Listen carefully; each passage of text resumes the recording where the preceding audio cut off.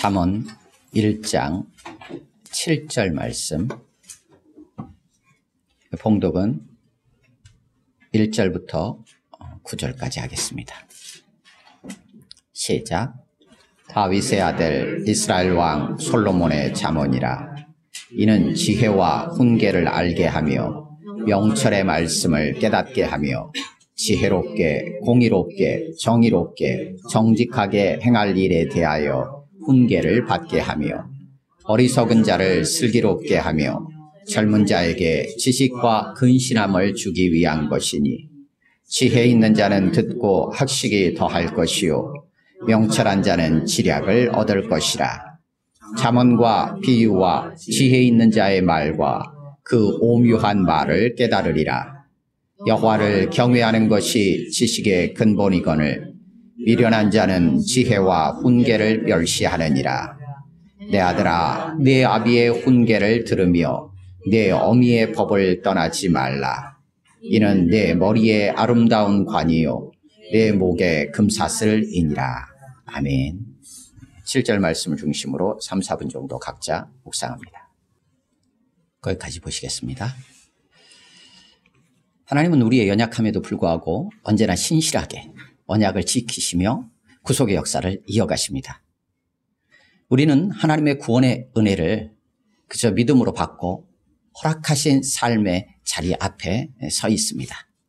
오늘 본문은 바로 그 삶의 자리에서 하나님이 우리를 어떻게 이끌어 가시는지, 또 어떻게 이끌어 가시고자 하는지 그 하나님의 마음을 우리 가운데 보여주십니다.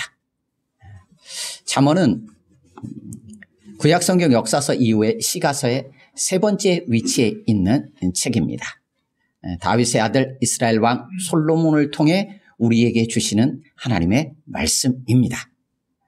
그래서 잠언은 그 목적을 밝히면서 여호와를 경외하는 것이 지식의 근본이다 라고 선언하며 시작합니다. 그리고 여호와를 경외하는 여인의 모습을 보여주면서 마무리가 됩니다.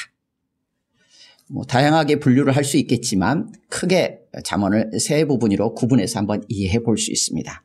1장에서 9장까지 아들을 향한 교훈으로 해서 지혜를 얻으라 라는 정도에서 한번 이해해 볼 수 있습니다. 그리고 10장에서 29장까지 조금 크게 넓게 묶어서 본다면 그 바로 지혜를 얻은 자, 지혜로운 자의 모습은 어떤 모습일까 라는 것들을 또 보여줍니다. 그리고 뒷부분 30장에서 31장은 앞부분은 솔로몬의 잠언이 중심입니다. 31장은 조금 이제 개인적인 특정한 누구에게 보내는 아굴과 르무엘 왕의 모친이 그에게 훈계했던 잠언의 내용을 르무엘 왕이 이렇게 말한 내용, 이렇게 해서 세 부분으로 구분해서 한번 이해해 볼 수 있습니다. 잠언 안에도 다양한 단어, 어휘들이 등장을 합니다. 그래서 그거 하나하나를 우리가 다 세밀하게 막 구분해서 이해하기는 쉽지는 않습니다. 우리말도 이해하기가 쉽지 않아요. 잠언, 격언, 속담, 경구, 지혜, 지식, 훈계, 교훈, 이런 단어들을 하나하나 우리가 우리말로도 사실 구분해서 이해하는 게 좀 쉽지는 않아요. 그때그때 적절하게 좀 그 어감에 딱 맞게끔 사용한다라는 게 쉽지는 않을 수 있습니다. 근데 이걸 총칭해서 오늘 성경에서는 잠언 이렇게 우리에게 지금 제시해주고 있습니다. 그래서 1장 1절에서도 솔로몬의 잠언이다 이렇게 시작해요. 그리고 10장 1절에서도 솔로몬의 잠언이다 이렇게 기록을 합니다. 그리고 뒤쪽으로 넘어가면서 25장 쪽으로도 넘어가면 거기에서도 이제 히스기야 왕 때에 이제 편집한 솔로몬의 잠언이다. 이런 식으로 솔로몬의 잠언이라는 것을 세 번에 걸쳐서 우리 가운데 제시를 해주고 있습니다. 그런데 앞부분 1장에서 9장까지 말고 10장에서 29장 이 사이에는 아주 간략하게 거의 대부분이 한 절로 이루어진 경구들입니다. 그래서 한 절로 이루어진 잠언 이렇게 이해를 하시면 됩니다. 그래서 각 절절마다 다 따로따로 우리가 이해하고 그 절들을 따로따로 우리가 보기도 하고 암송하기도 하는, 사용하기도 하는 그런 본문들이 쭉 이어집니다. 그중에서도 특별히 10장에서 22장 16절까지 솔로몬의 잠언이라고 일컬어지는 게 375개가 이제 등장을 합니다. 그런데 거기는 대부분 그냥 이렇다라고 이렇게 객관적으로 서술하는 형태로 375개의 그런 잠언, 경구가 등장을 합니다. 그래서 하나하나 등장을 하고 22장 17절에서 24장까지는 지혜로운 자들의 그런 말들이라고 하면서 조금 솔로몬이 아닌 다른 지혜자들의 잠언처럼 이렇게 기록을 합니다. 거기는 한 절 한 절이 다 따로 떨어진다기보다는 어떤 것을 제시하고 그에 대한 좀 설명들이 이어지면서 몇 절씩 묶을 수 있는 형태로 진행이 됩니다. 그리고 25장에서 29장까지 다시 히스기야 왕 때 편집된 그런 솔로몬의 잠언이라고 이렇게 시작하면서 등장하는 그 본문들도 거의 대부분이 다 단편 한 절 한 절씩 이루어진 경구들, 잠언으로 쭉쭉 진행이 됩니다. 그래서 그 각 잠언마다 조금씩 특징이 있습니다. 10장에서 15장까지는 한 절 안에 서로 대꾸를 이룹니다. 그래서 지혜로운 자는 이렇게 하고 미련한 자는 이렇게, 이런 형태로 좀 이렇게 서로 대조적인 측면으로 대꾸하는 형태로 쭉 이어집니다. 그런데 16장에서 22장 16절까지는 같은 형태가 좀 반복이 돼요. 지혜로운 자는 이렇게 하는데 그래서 이렇게 그는 더 이렇게 할 거야 라는 형태로 같은 의미를 좀 더 강화하면서 진행되어지는 경구로 이렇게 좀 대체적으로 그렇게 흘러갑니다. 잠언에는 수많은 우리가 이게 잠언 좀 좋은 말이다 싶으면 이건 잠언에 있겠지라고 생각할 만한 구절들이 너무 많습니다. 그리고 많이들 암송하고 계신 구절들도 많고요. 뭐 예를 들면 제가 몇 가지만 읽으면 이렇습니다. 마음의 경영은 사람에게 있어도 말의 응답은 여호와께로부터 나오느니라. 많이 들어봤죠? 그리고 좋은 말이지 이렇게 되는 거죠. 사람의 행위가 자기 보기에는 모두 깨끗하여도 여호와는 심령을 감찰하시느니라. 너의 행사를 여호와께 맡기라. 그리하면 네가 경영하는 것이 이루어지리라. 사업장에서 흔히 볼 수 있는 인자와 진리로 인하여 죄악이 속하게 되고 여호와를 경외함으로 말미암아 악에서 떠나게 되느니라. 좀 접하지 못했던 구절이죠. 노하기를 더디하는 자는 용사보다 낫고 자기의 마음을 다스리는 자는 성을 빼앗는 자보다 나으니라. 그렇지, 마음을 다스려야지. 그렇죠? 제비는 사람이 뽑으나 모든 일을 작정하기는 여호와께 있느니라. 세상의 표현대로 진인사대천명 하면서 뭐 이렇게 그런 생각들을 할 만한 구절들. 경우에 합당한 말은 아로새긴 은쟁반의 금사관이라. 너무 이렇게 쭉 옥구슬 굴러가는 것처럼 이쁜 말들 이렇게 많이 등장을 하죠. 들었을 때 좋은 말, 기억하고 누군가에게 말했을 때 왠지 나도 그런 말 알고 있어 라는 말로는 굉장히 좋은 말들이 무수하게 많이 나옵니다. 그런데 각도를 좀 달리해서 이 말씀을 내가 진짜 내 마음을 그렇게 다스려야 된다? 내 말이 정말 아로새긴 은쟁말의 금사과 같은 말이어야 한다? 성을 빼앗는 것보다 더 내 마음을 다스려야지? 이렇게 내가 삶으로 살아가내야 한다라는 생각을 하게 되면 이제 이 한 구절 한 구절이 어떻게 되냐면 이렇게 되는 거죠. 읽을 때마다 좋은 말이 아니라 이것도 안 되는데 이것도 안 되는데 너무 부담스러운 잠언이 될 수 있어요. 어느 쪽이십니까? 전자에서 후자로 가고 계십니까? 아니면 전자에서 흡족해 하십니까? 아니면 후자에서 씨름하면서 아예 안 볼래 하십니까? 어느 쪽이든. 잠언의 수많은 교훈과 이러한 경구들을 우리는 어떻게 이해할 것인가? 라는 잠언 전체에 대한 이해를 우리가 조금 한번 생각해 볼 필요가 있습니다.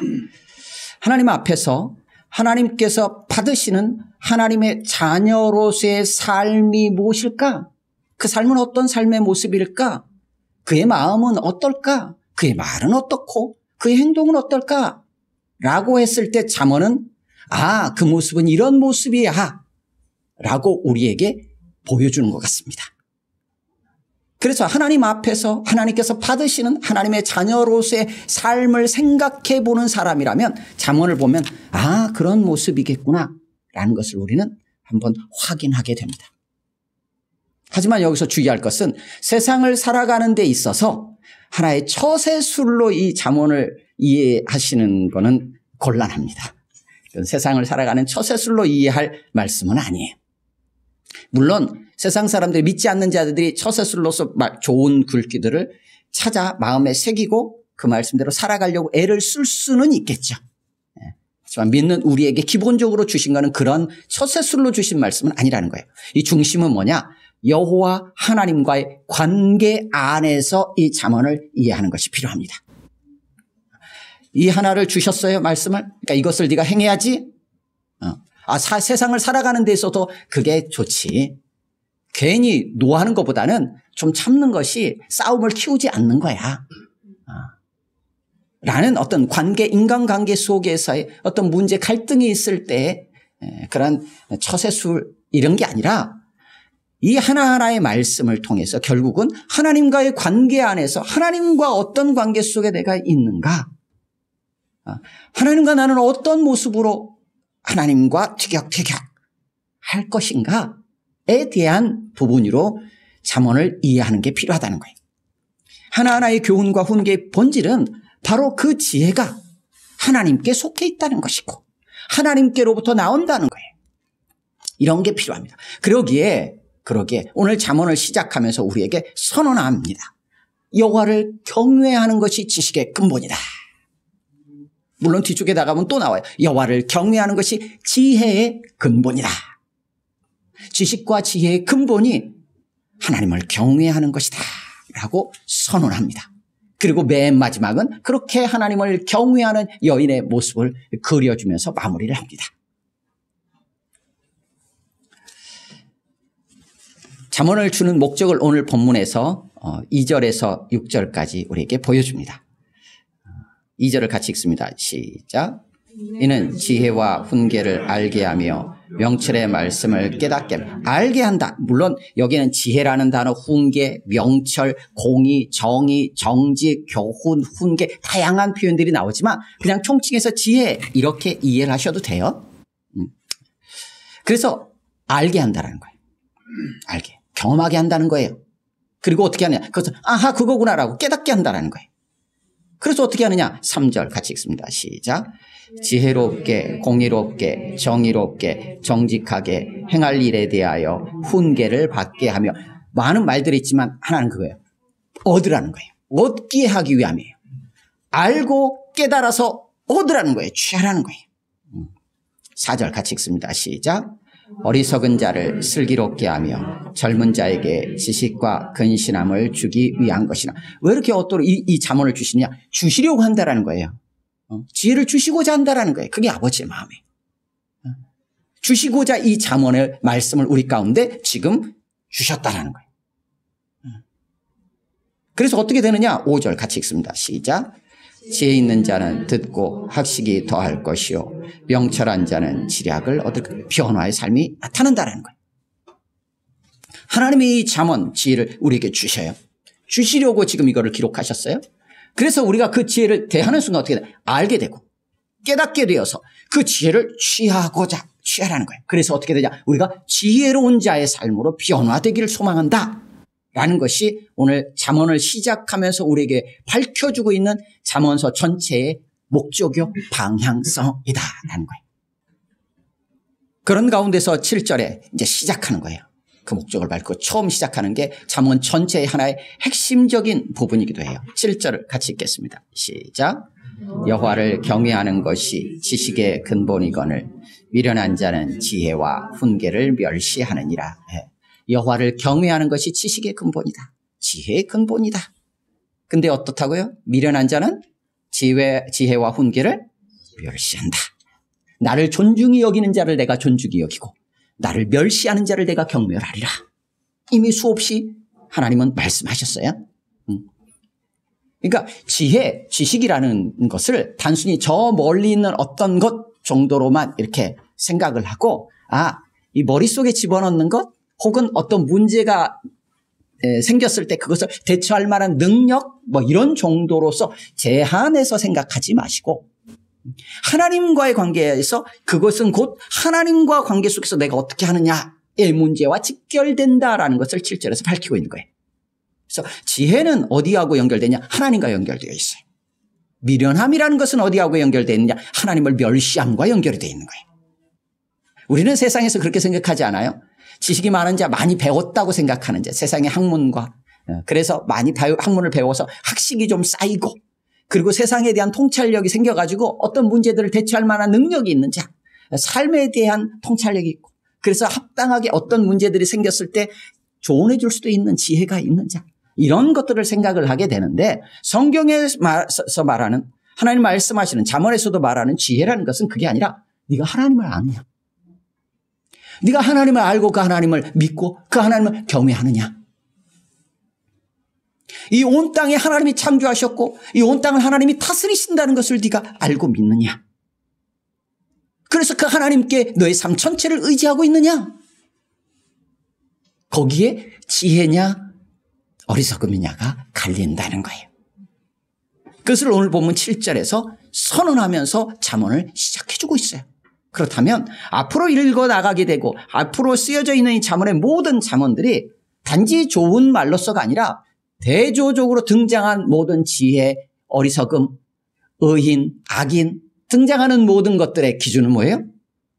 그가 하나님을 경외하고 있느냐의 모습이에요. 그렇지 않느냐. 그러면 하나님을 경외하는 자는 지혜로운 자요. 그러기에 이렇게 행한다라는 거예요. 하나님을 멸시하는 자는 어리석은 자요. 그러기에 저렇게 행한다. 라고 잠언은 계속해서 그 모습들을 보여주고 있는 거예요. 생각에 있어서도 마음에 있어서도 말에 있어서도 행동에 있어서도 그 구별되어지는 모습들을 잠언에서는 우리가 세상의 일반적인 세상 속에서도 수많은 역사 속에서 경험하며 삶을 살아내며 녹아져 내려왔던 어떤 것에 대해서 한마디로 딱 정리를 해서 우리 가운데 전해져 내려오는 어떤 속담이든 좋은 격언이든 그런 표현들을 통해서 우리에게 지금 보여주고 있다는 거예요. 여호와를 경외한다, 경외한다. 말이 좀 어려울 수도 있어요. 그럼 이렇게 생각하면 여호와를 두려워한다. 이러면 조금 좀 확 다가오시죠. 그래서 이 경외한다라는 기본적으로는 두려워한다, 떤다라는 단어예요. 기본적으로는. 그런데 두려움이라는 단어로 번역을 할 때가 있고 경외함이라는 단어로 번역할 때가 있어요. 대체적으로는 어떤 모습이냐면 두려움이라는 것은 이건 하나님과의 관계 속에서 말하는 거예요. 일반적인 모습에 있어서도 사람을 두려워하기도 하고 어떤 일에 대해 두려움을 가지기도 해요. 하지만 하나님과 관련된 부분에 대한 걸로 제 안에서 생각한다면 하나님께서 두려워한다? 언제 이 두려움이 처음 생겼을까요? 아담과 하와가 하나님께서 금지하신 선악을 알게 하는 나무의 열매를 따먹고 나서 하나님이 등장하시는 거예요. 그때 내가 벗었으므로 두려워하여 숨었나이다. 등장해요. 그때의 두려움이에요. 그러면 두려움이라고 표현할 때는 번역을 할 때는 하나님과의 관계 속에서 어떤 거냐? 두려워서 어떻게 하냐? 하나님을 피하고 싶은 거예요. 하나님이 두려운 존재가 되어서 하나님께 가까이 갈 수가 없는 거예요. 경외감이라는 것은 어떤 거냐? 하나님의 하나님 되심 앞에서 이제 어떻게 하느냐? 두려운데 어떻게 해요? 그 앞에 가까이 나아가. 가까이 나아가는데 두려우니까 어떻게 해요? 엎드려요. 그러면서 어떻게 해요? 하나님을 높여드려요. 여기 이제 경외, 하나님을 경외한다. 이렇게 이해해 볼 수 있습니다. 그래서 죄 가운데 가지는 두려움은 하나님께 가까이 갈 수 없게 해요. 하지만 믿음 안에서 가지는 경외함은 하나님께 순종하며 하나님께 가까이 나가 하나님을 높이게 합니다. 여호와를 경외함은 지식의 근본이다 라고 오늘 본문에서 선언합니다. 우리가 마땅히 두려워하고 경외해야 될 대상은 누군가 라고 했을 때 성경은 두려워하지 말라고 합니다. 두려워하지 말라. 근데 두려워하지 말라 하니까 하나님도 두려워하지 말라 이 얘기가 아니에요. 두려워하지 말라 뭐라고 돼 있냐면 내가 너와 함께함이니라. 이게 이제 이사야 41장 10절의 말씀이에요. 뭐를 두려워하지 말라는 거예요? 세상에 네가 부딪히고 있는 고난, 환난, 역경, 상대, 적, 원수 두려워하지 말아라 라는 거예요. 왜요? 훨씬 더 크신 하나님이 너와 함께하기 때문이다 라는 거예요. 하나님에 대한 경외감을 가지고 세상에 대한 두려움을 떨쳐버리라는 거죠. 이 땅을 창조하시고 이 땅을 다스리시며 최종적으로 심판하실 그 하나님 한 분만 우리가 두려워하며 경외함으로 섬기는 게 필요한 거죠. 여호와를 경외한 자들이 성경에는 많이 등장합니다. 그중에 우리가 잘 알고 있는 아브라함도 그중에 하나죠. 아브라함은 하나님을 경외하는 자였어요. 그런데 하나님을 경외했다라는 것을 하나님이 확인하십니다. 아브라함이 하나님을 믿으니 이를 그의 의로 여기셨다. 의롭다고 하셨어요. 그의 경외함이 어떻게 드러나느냐. 하나님께서 그 아들 독자 이삭을 하나님께 바치라고 합니다. 번제로 바치라고 하죠. 아브라함이 그 말씀을 딱 들어요. 듣고 아들 이삭을 데리고 아들을 잡아 번제 제물로 하나님께 드리려 합니다. 그때 사자가 급히 나타 아브라함아 그 아이에게 손대지 말아라. 네가 네 사랑하는 독자 이삭까지 아들까지 아끼지 아니하였으니 이제야 네가 나를 경외하는 줄을 알겠다라고 말씀하십니다.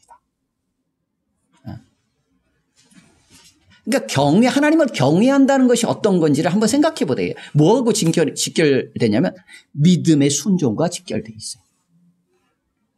그 모든 것을 뛰어넘어서 아들을 번제로 드리는 데 대한 두려움을 뛰어넘어 하나님을 경외함으로 순종한 거죠. 욥에 대해서는 지난주에도 살폈죠. 같이 말씀을 나눴습니다. 1장 1절, 1장 8절, 2장 3절 계속 얘기해요. 여호와를 경외하며 악에서 떠났다라고 해요. 하나님을 경외한다는 건 어떤 거예요? 악과는 다른 거죠. 악과는 다른 거예요. 다윗도 하나님을 경외하는 자. 하나님을 경외하여 어떻게 하느냐? 하나님께 영광을 돌립니다. 예배합니다. 하나님을 경외하는 자는 하나님을 예배합니다. 하나님을 높여드립니다. 왜냐하면 우러를 대상이에요. 그런데 하나님을 예배하지 않으면 어떤 일이 벌어지느냐 하면 하나님이 아닌 다른 것을 예배하게 됩니다. 그래서 대표적인 게 금, 다이아 이런 거죠. 광물이에요. 광물이라고 일컬어지는 거를 경배하고 예배하게 돼요. 쩔쩔맵니다. 돈. 네, 얽매이게 되는 거죠. 그런 거는 우리가 섬기고 예배할 사랑해야 될 대상이 아니라 다스릴 대상인 거죠. 사용할 대상인 거예요. 이게 뒤바뀌게 돼요. 그러니까 하나님을 예배하지 않고 하나님을 경외하지 않으면 다른 무언가를 예배하고 경외하게 돼요. 표현은 그렇게 하지 않습니다. 표현은 그렇게 하지 않지만 결국 그렇게 돼요. 엉뚱한 거에 마음을 쏟기 시작합니다. 신약에서 고넬료 이방인이었지만 하나님을 경외했어요. 그래서 어떻게 하느냐? 구제에 힘썼어요. 어떻게 했느냐? 항상 기도했어요. 하나님을 경외하는 자는 이 땅을 향하여 무심한 자가 아니에요. 하나님을 경외하고 하나님을 예배하는 자는 세상에 가난한 자, 연약한 자, 어려운 자들을 방치하고 방관하는 자가 아니에요. 세상에 무관심한 자가 아니에요. 나는 경건하니까 하고 산속에 혼자 사는 자가 아니에요. 그들의 상황들을 살피고 주의 깊게 돌아보며 그들을 향하여 손을 내미는 자예요. 그것 때문에 애통해하며 하나님 앞에 엎드려 항상 기도하는 자예요. 그 모습을 고넬료를 통해서 보게 돼요. 노아도 마찬가지예요. 하나님께서 방주를 지으라고 하셨어요. 120년 동안 방주를 짓게 됩니다. 역시 믿음으로 순종하는 거예요. 보이는 건 아무도 없어요. 세상 모든 사람들은 손가락질을 해요. 하지만 그 가운데서도 하나님을 경외하기에 세상 사람들의 손가락을 두려워하지 않고 하나님을 경외하기에 누가 뭐라고 해도 믿음으로 순종하며 나아갑니다. 수많은 성경의 믿음의 사람들, 그들은 다 하나님을 경외하는 자들이었어요. 그래서 하나님을 여호와를 경외하는 자의 모습은 바로 믿음으로 순종하며 나아가요. 그래서 잠언 오늘 본문 3절에서도 그렇게 기록하고 있어요. 번역은 좀 새 번역 같은 경우는 좀 다르게 이해할 수도 있지만 지혜롭게, 공의롭게, 정의롭게, 정직하게 행할 일에 대하여 훈계를 받게 한다. 그러니까 지혜를 받는데 이거는 이제 원문을 조금 거칠게 새 번역처럼 번역하면 이런 거예요. 공의와 정의와 정직을 지혜롭게 행하도록 훈계를 받게 한다. 이런 뜻이에요. 그러니까 이 말씀은 단순히 좋은 말로서 끝나는 게 아니라 지혜롭게 행할 훈계로서 우리가 취해야 될 잠언이란 하나님의 말씀이라는 거예요. 이런 이해는 기본적으로 필요한 거예요. 하나님 말씀에 대한. 여호와를 경외하는 자의 모습, 믿음으로 그 말씀에 순종하며 여호와를 경외하는 자 어떻게 하냐? 그를 섬기며 그에게 의지하고 그의 이름만 붙잡아요. 내가 할 수 있다? 내가 가능하지? 내가 다 했어?가 아니라 내가 안 됨을 인정하고 하나님을 의지하는 자가 여호와를 경외하는 자예요. 그래서 우리는 내가 안 되니까 뭘 의지해요? 돈을 의지하는 거예요. 내가 안 되니까 뭐를 의지하는 거야? 다른 누군가의 인맥을 의지하려고 하는 거예요. 그런 우리의 경향들이 있는 거죠. 그래서 어떻게 하느냐? 여호와를 경외하는 자는 그에게 영광을 돌려요. 하나님께 영광을 돌립니다. 그러면 잠언 안에서 여호와를 경외한다라는 것과 관련된 부분을 잠언 안에서는 어떻게 이해할 수 있을까? 잠언 안에 여호와를 경외한다라는 부분이 한 20번 정도가 등장을 해요. 추려보면 그래요. 여호와를 경외하는 것이 곧 지혜와 지식의 근본. 근본이라는 것은 뿌리요, 시작이요, 으뜸이다 라고 이해를 하시면 돼요. 여기 근본이라는 단어는 성경 제일 처음에 등장하는 단어예요. 성경 제일 1장 창세기 1장 1절이 뭐죠? 태초에 하나님이 천지를 창조. 그 태초에가 바로 여기에 나오는 근본이라는 단어예요. 거기에는 시작할 때의 시작에라는 거고 여기는 이제 그 시작이라고 나와 있는 거예요. 그래서 지식과 지혜의 근본이에요. 그리고 여호와를 경외하는 것은 어떻게 했냐? 우리가 선택해야 될 것이요 우리가 추구해야 할 대상이다 라고 잠언 안에서는 기록해요.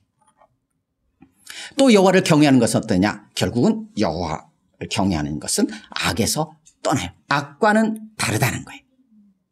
여호와의 말씀, 여호와 또 혹은 여호와의 말씀을 멸시하지 않는 거예요. 여호와를 경외한다는 것은. 여호와를 경외하는 것은 잠언 안에서도 사망이나 재앙이 아닌 생명에 이르게 해요.